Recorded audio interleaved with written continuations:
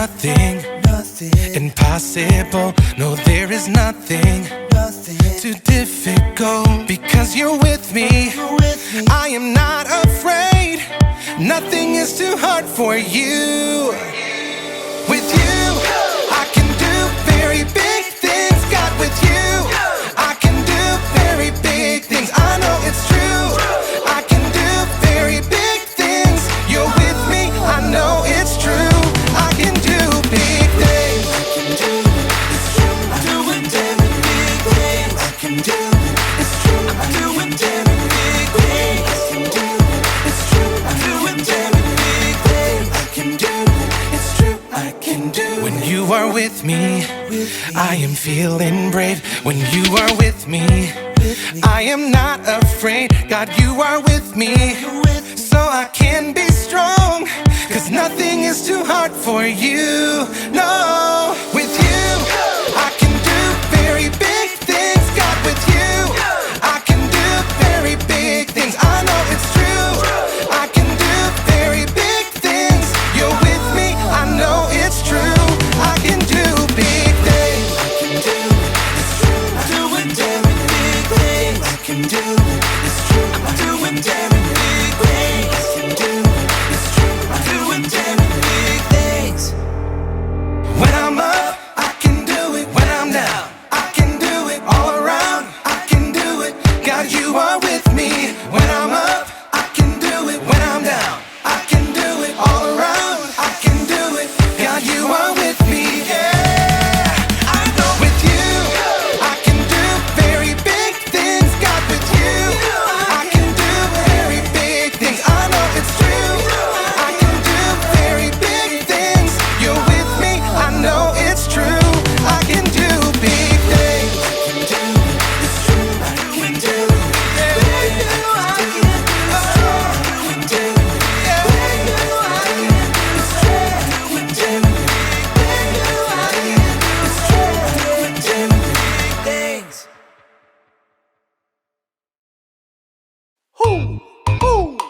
You know what time it is? It's time to hear a story full of wonder. There's so much fun we'll have learning together. So let's go down to the clubhouse with Ollie and his friends. Let's go down to the clubhouse where wonder never ends at the Wonder Clubhouse. At the Wonder Clubhouse.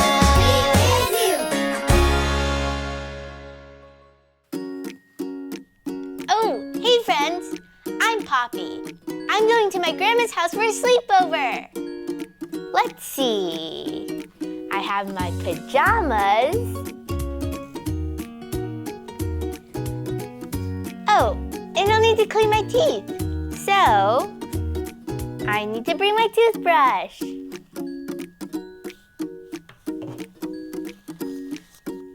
I can't wait to do all this fun stuff. All my cousins are gonna be there. There's my cousin Ellie. She loves to dance. My cousin Willow will be there too. She finds the best bedtime stories for us to read. And I can't forget my cousin Shay. She thinks of the best treats for us to make. I can't wait to do all this fun stuff. And then I'll get to sleep all cozy in my sleeping bag on Grandma's floor. Except I've never slept anywhere but my own bed.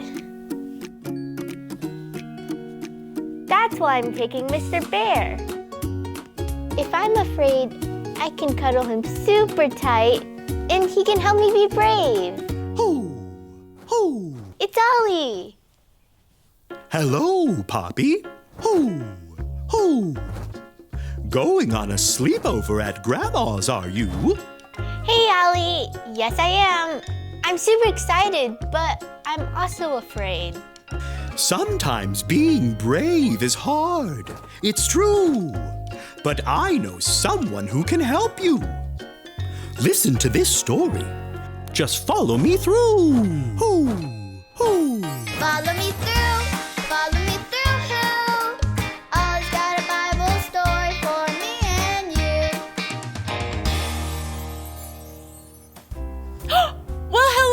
friends, I'm Aisha. Welcome to my cupcake food truck. I'm so happy to see you today. Do you want to see my latest creation? Ta-da! Aren't they cute? Each one has a little baby cradle on it because today's story starts with a baby. Are you ready to hear it? If you're ready for the story, on the count of 3, yell, "Tell me a story." 1, 2, 3. Tell me a story.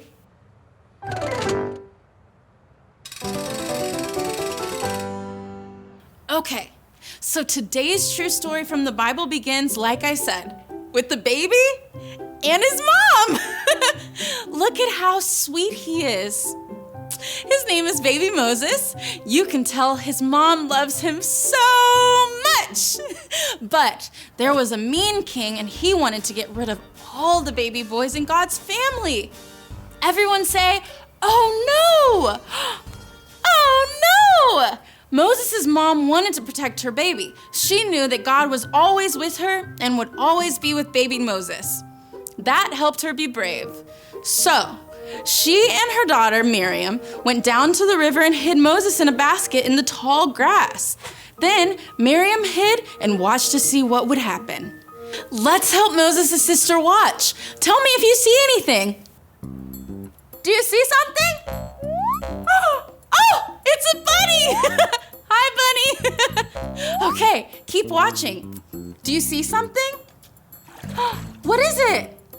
It's a jumping fish! How fun! Keep watching. I think I hear someone. It's the princess. Do you think she's going to help baby Moses? Look, she's holding baby Moses. She's going to bring him home and keep him safe. But wait, she needs someone to help her take care of the baby. Moses' sister Miriam came out from behind the tall grass and told the princess, "I know who can help with the baby." It was Moses' mom. Moses' mom can help. This is so great. Baby Moses is safe and he still gets to be with his mom. Hooray! Thank you, God. You were with her the whole time. Do you know what? No matter where you go or what you do, God is always with you too. God is always with us. Did you like this story? If you did, give it 2 thumbs up. 2 thumbs up. Hey there, Ollie. Tell me, who is always with you? God is always with me. Yes, it's true. Now let's hear it from you. Tell me, who is always with you? God is always with me. That's the truth, friends. You better believe it. Bye. So there's your story, and it's all true. God was with Moses and his mom, and God is always with you and me too. Thanks, Ollie. Goodbye to you. Hoo, hoo. Wow, God was with Moses' mom and helped her be brave. And God is always with us too. I think I got the story. Did you get it? If you did, say got it. Get it? Got it! Good! I'm still taking Mr. Bear with me, but I don't need him to be brave because God is with me. I'm ready to go. See you all next time. Bye!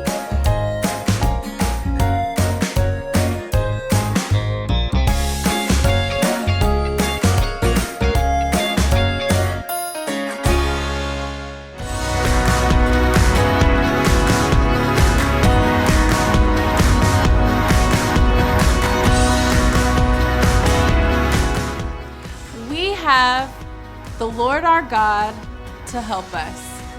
2 Chronicles 32:8. We have the Lord our God to help us. 2 Chronicles 32:8.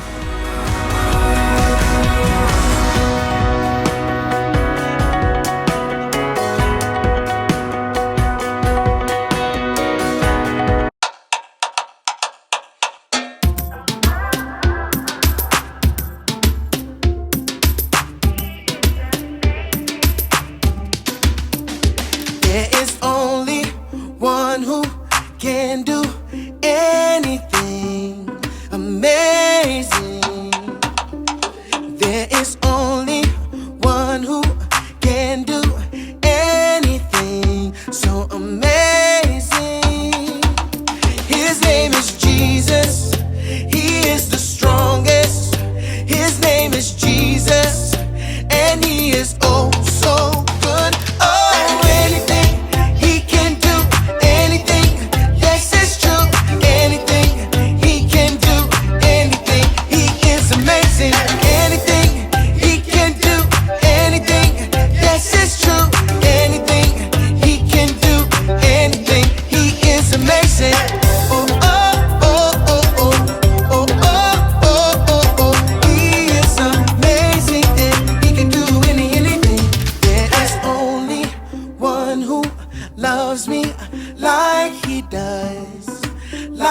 he does.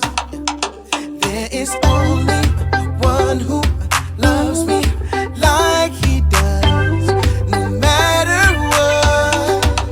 His name is Jesus. He is the strongest. His name is Jesus, and he is oh so good. Oh, anything he can do, anything. Yes, it's true. Anything he can do, anything. He is amazing. Anything he can do, anything. Yes, it's true.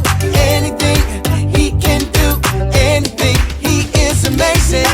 He is the very best. No one is bigger. He is the very best. No one is stronger. He is the very best. No one is greater. He is Jesus. He is Jesus. He is the very best. No one is bigger. He is the very best. No one is stronger. He is the very best. No one is greater. He is Jesus. He is Jesus. Oh, anything he can do, anything. Yes, it's true. Anything he can do, anything. He is amazing. Anything he can do, anything. Yes, it's true. Anything he can do, anything. He is amazing. Oh, oh, oh, oh, oh, oh, oh, oh, oh, oh. He is amazing, and he can do anything. Oh, oh, oh, oh, oh, oh, oh, oh. He is amazing, and he can do anything.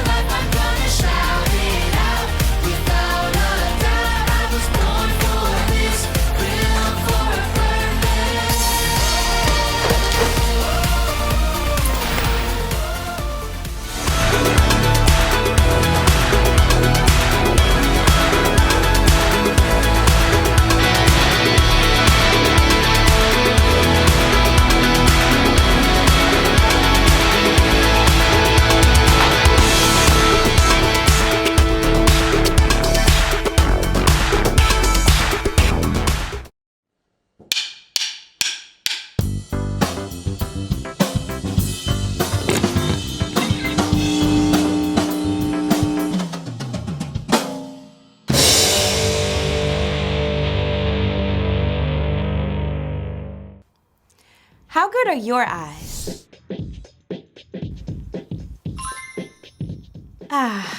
Better. But that's not actually what I mean. I'm talking about what you pay attention to as you go through your day. Do you see that candy wrapper on the sidewalk? The dishwasher that needs to be unloaded? What about the toy lying in the middle of the floor that someone is definitely gonna trip over? Do your eyes pay attention to the kid playing alone on the playground? Or your older neighbor trying to wheel her trash bin up the driveway? All around you, there are things that need to be done, just waiting for someone to step up. And that someone can be you. When you see that piece of trash, toss it in the can. Take that silverware and slide it in the drawer. Pick up that toy and put it away. Invite that kid to join your kickball team. and offer to help your neighbor get her rolling bin back to the house. When you see a need and you make a move to take care of it, that's initiative. It's a great way to show love to the people around you. When you see what needs to be done and do it, others can see God at work in you. That's why initiative is an amazing way to worship God with your life. Because worship is about more than just singing loud, it's all about living loud.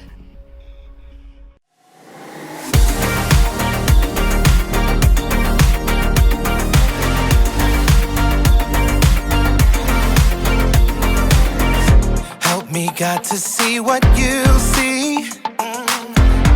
You are doing a great work in me. I've decided I can't stand still. No, you have given me purpose. All my heart is yours. All my life is yours. I will make a move for you, for you. All my heart is yours. All my life is yours. I will make a move for you. Make a move for you. Make a move. Make a move. Make a move for you. I will make a move. Make a move. Make a move for you. I will.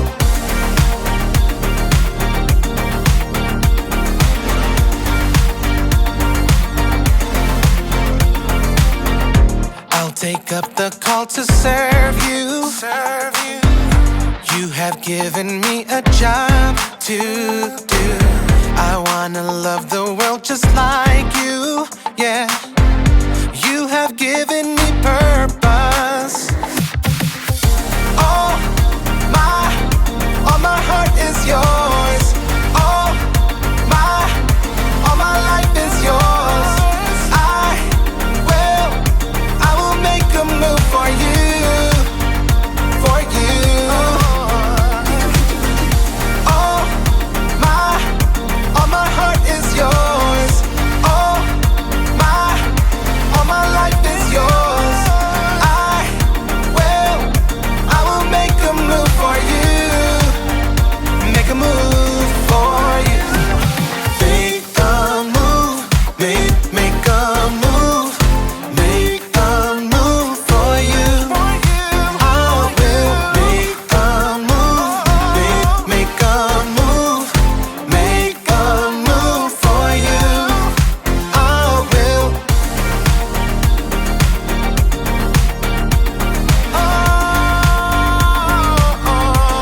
Make a move.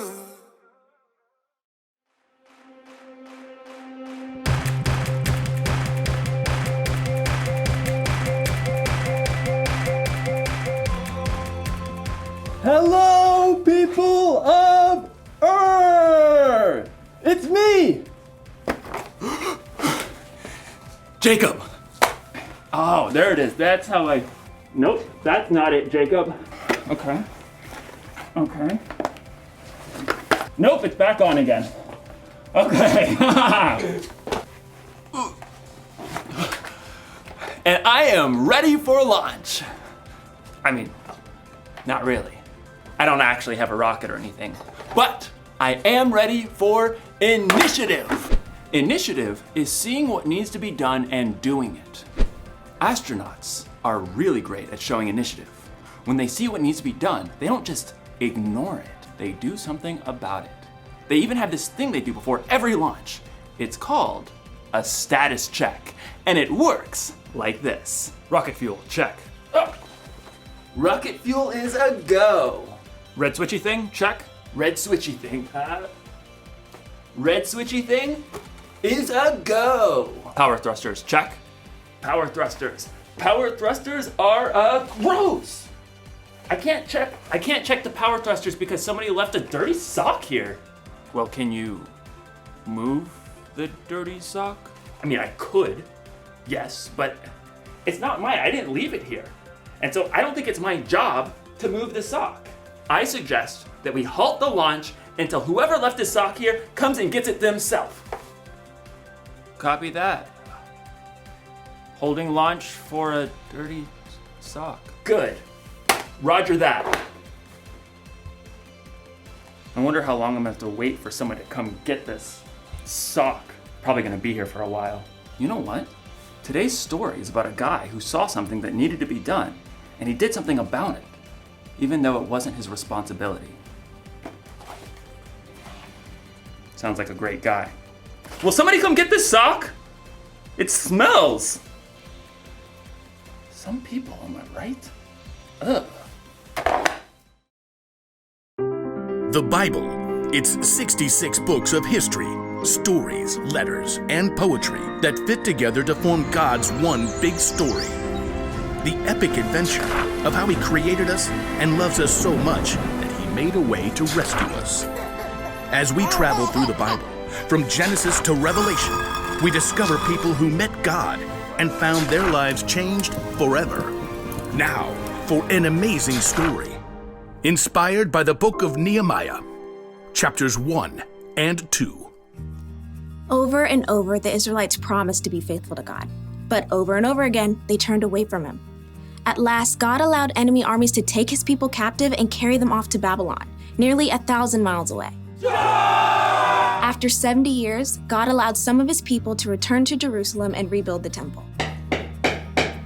But back in Babylon, now part of Persia, the rest of the Jews had made lives for themselves. In fact, a Jew named Nehemiah had become quite important. Greetings. I am cupbearer to the king. A cupbearer was like a bodyguard who checked to make sure that no one poisoned the king's food or drink. Nehemiah was likely a trusted advisor. Your Majesty, may I suggest the date pudding? But though it was nearly 150 years since the Israelites had left Jerusalem, Nehemiah's heart was still in his homeland. When his brother Hanani returned from his trip to Judah, Nehemiah had a chance for some news. Brother, how are the people left in Jerusalem? Some are still alive, but they're having a hard time. Oh no. The wall of Jerusalem is broken down. The gates have been burned with fire. People are ashamed. That's terrible. A city without walls could never prosper. The people would always live in fear of being attacked. I'm sorry to bring such bad news. No, I'm glad you told me. Dismayed, Nehemiah sat down and wept. He couldn't even eat for several days. Instead, he poured his heart out to God. Lord, you are a great and wonderful God. See how your people are suffering. Please listen to me. I'm praying for the people of Israel. We Israelites have committed sins against you. We haven't obeyed the commands you gave to Moses. Nehemiah reminded God of the promise He made to His people. You said, "If you people are not faithful, I will scatter you among the nations. But if you return to me, I will bring you back." Lord, please pay careful attention to my prayer. Give me success when I bring my request to King Artaxerxes. For 4 whole months, Nehemiah prayed daily to God. He knew before taking action, he needed to listen and prepare. At last, he was ready. Your Majesty. Anyone who came before the king was supposed to appear happy. But for the first time, Nehemiah allowed his true feelings to show. Oh, why are you looking so sad? May you live forever? Why shouldn't I look sad? The city of my people has been destroyed, and fire has burned up its gates. The king could have been annoyed and ordered Nehemiah to be punished. But God moved his heart. Well, what do you want? Nehemiah prayed silently for the right words. Send me to Judah. Let me go to the city of Jerusalem. I want to rebuild it. The king frowned and glanced over at the queen. At last he said, How long will your journey take? When will you get back? Precisely as many moons as are required. Fair enough. Dismissed. Nehemiah turned to leave, but he knew there was more he needed for the job. If it pleases you, may I take some letters with me? I want to give them to the governors west of the Euphrates River. Then they'll help me to travel safely. Done. Oh, and a letter to the caretaker of the royal park? So he'll give me logs for the wall and gates and a house? What next? A whole escort of army officers and horsemen? That would be fantastic. Fine. All of it. Get on with it. God had given Nehemiah such favor with the king that he had everything he needed for his long journey to Judah. At last, Nehemiah had reached the city he dreamt of his entire life. Jerusalem. Though Nehemiah was overjoyed by the first glimpse of the city, it must have been difficult to see its crumbling, broken down walls. So much work to be done. But Nehemiah didn't tell anyone his plan at first. On a bright moonlit night, Nehemiah snuck out with only a few others to see the full damage to the walls. We have to know what we're up against. Nehemiah traveled by donkey. With a few trusted friends, they left the city through the broken valley gate. Let's head toward the Jackal Well. At last, Nehemiah got a clear picture of the devastation. Jagged piles of rock lay everywhere. The gates were gone with scorched, gaping holes in their place. It's such a big job. Only God can do this. Nehemiah circled what was left of the wall, heading up the Kidron Valley and at last returning through the valley gate. The next morning, he called together the priests and nobles and officials. You know, I've come to visit my people in Jerusalem, but that's not the only reason I'm here. Nehemiah gestured to the jagged remains of the wall, visible from where they stood. You can see the trouble we're in. Jerusalem has been destroyed.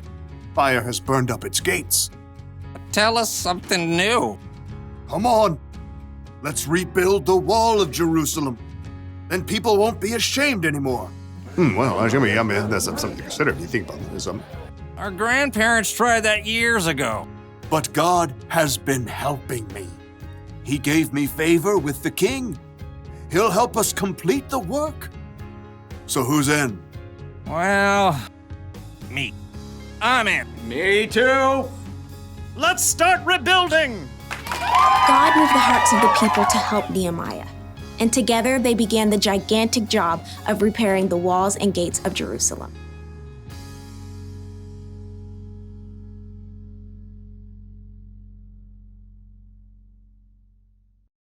You ever see a piece of trash on the ground and just walk by without picking it up because you didn't put it there? Or maybe someone didn't clean up after themselves when dinner was over? Do you just leave the messy dishes lying around? Do you ignore someone else's dirty sock? A lot of people see what needs to be done, but then don't do it because it's not their job. It's not their responsibility. But showing initiative means getting things done, not waiting for someone else to do it. That's what Nehemiah did when he started rebuilding the wall around Jerusalem. It's what Jesus did too. When he saw a need, he did something about it. He healed people who needed healing. He taught people who needed to learn.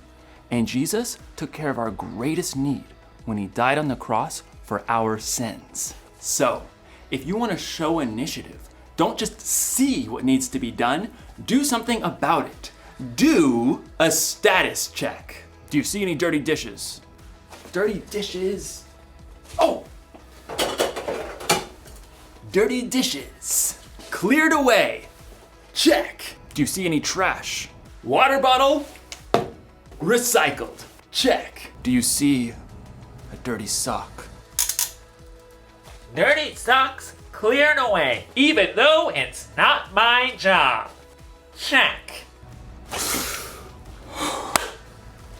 Here's the one thing to remember today. Don't wait for someone else to do what needs to be done. Initiative takes a lot of work for sure, but it's worth it. It helps you, it helps other people, and it helps the world. And maybe, just maybe, it can help the universe.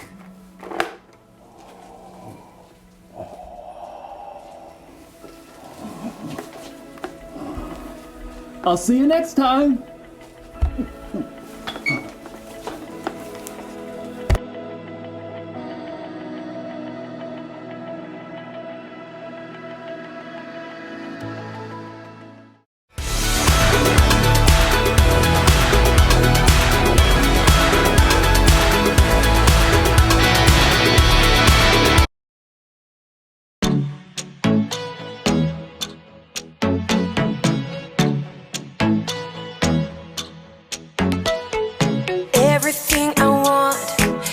everything I need, you are. When nobody else is listening to me, you are.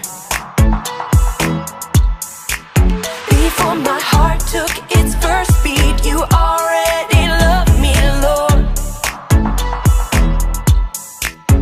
And in your kindness, you saved me. You're all that I'm living for. Oh, amazing is the way you give your life away, so I could be alive forever.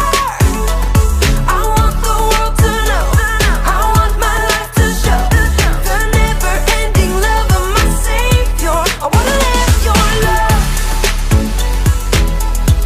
I wanna live your love. Ooh. Everywhere I go, always there with me, you are.